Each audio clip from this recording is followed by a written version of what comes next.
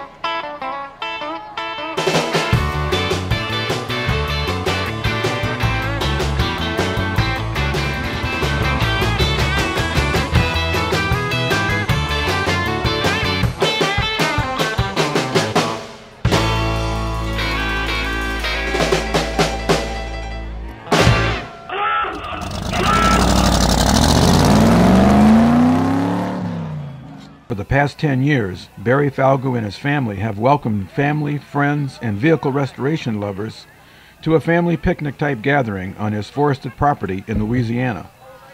During the day, folks enjoy a great meal, spirited conversation, and plenty of show and tell opportunities about their pride and passion.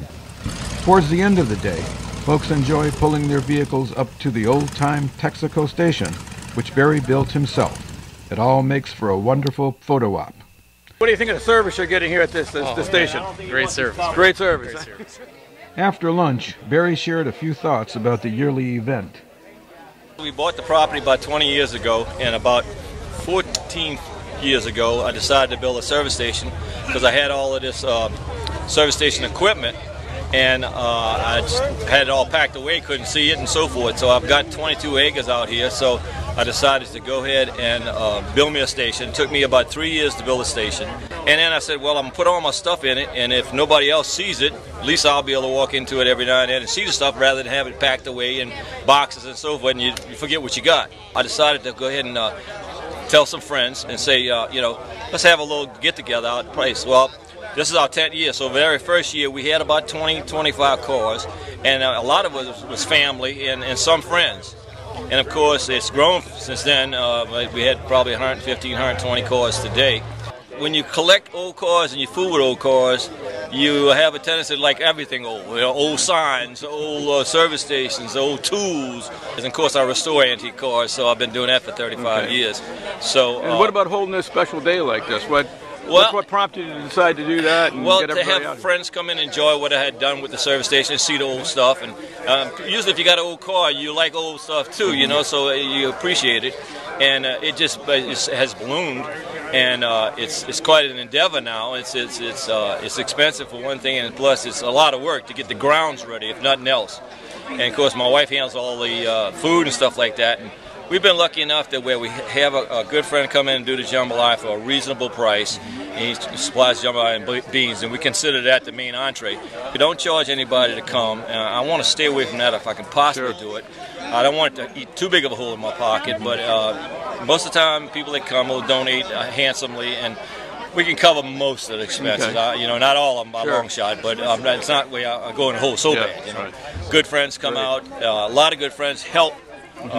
Thursday before we do cut grass and clean up and trim trees and so forth, and it really is a blessing. Okay. And it binds certain friendships and so forth. So it's a good way to get everybody together to kind of share in the sorts of things that you do, family, friends, right? And build those bonds, and then keep that going, right? Right. That's so anyway, good. it's all been good. Well, thanks for sharing that. Okay. Amen.